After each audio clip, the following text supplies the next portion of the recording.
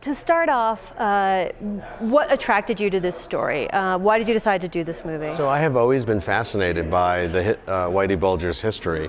As someone who's made films about the criminal justice system, and his story of having reigned over a criminal empire for 25 years in Boston's underworld without even so much of being stopped for a traffic ticket, never being prosecuted, then being tipped off, or so the story goes, being tipped off by the FBI and going on the lam for 16 years. I mean, it's just, obviously I'm not alone in being fascinated with that story, because his story has, which is the other thing I'm interested in as a guy who explores the truth in his documentaries.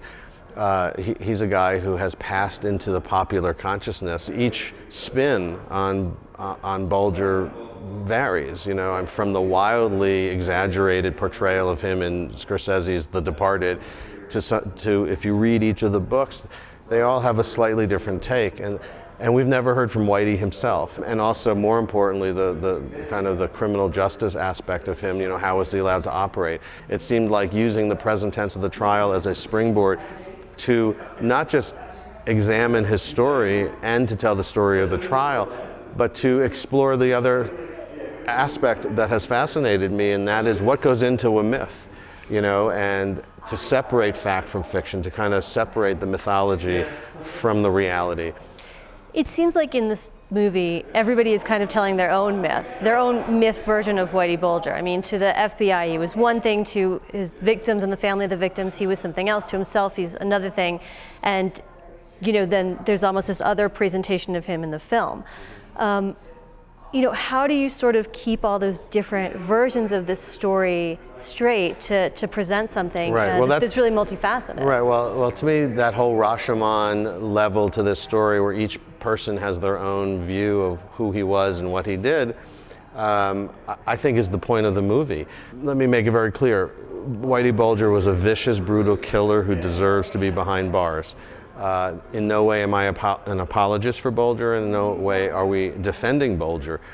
However, our criminal justice system is based on a basic tenet that everyone deserves to present a full and meaningful defense, no matter what that defense may be. One of the things that comes up in the movie is this question of whether or not Whitey Bulger was actually an informant for the FBI.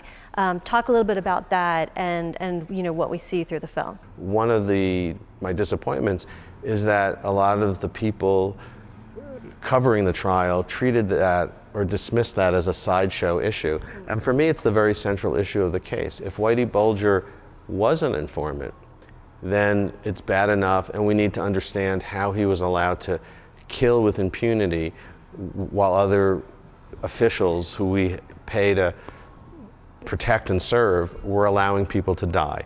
That's bad enough. But if he was not an informant, as the defense alleges, and again, I'm not here to say that I'm here to support the defense's view or to, say that anything that comes out of Bulger's mouth is necessarily the truth. That is not what I'm here to say.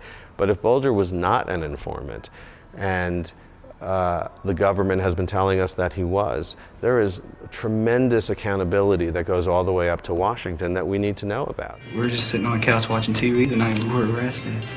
They had to find somebody to pin this on. This is your 6th time at Sundance, is that correct? Yes, this is the 6th film I've been lucky enough to premiere at Sundance, and it never gets old. In fact, as the years unfold, I appreciate this place more and more, and I truly believe that this festival has had a profound impact on my career and has allowed me to flourish as a filmmaker who can make a living making documentary films. I brought my first film here in 1992 called Brother's Keeper, under my arm on the airplane on a 16mm print, and I arrived at a town that was about 1/5 the size that Park City is today, and the festival was a significantly smaller festival.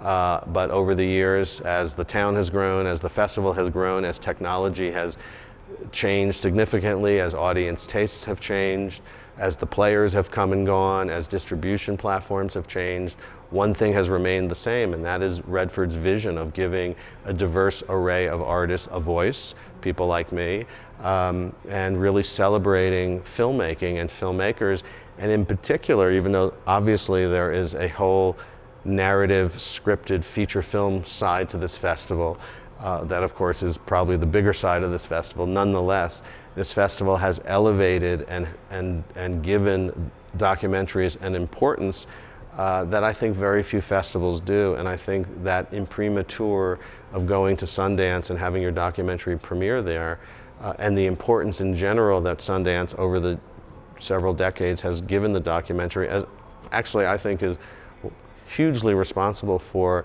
the acceptance by mainstream audiences of documentaries as kind of mainstream entertainment. And I use those words in quotation marks because obviously a lot of documentaries deal with very serious subjects and aren't traditional entertainment. But you know, this festival really has meant the world to me, and I'm very proud that I've been, you know, they keep inviting me back for some reason.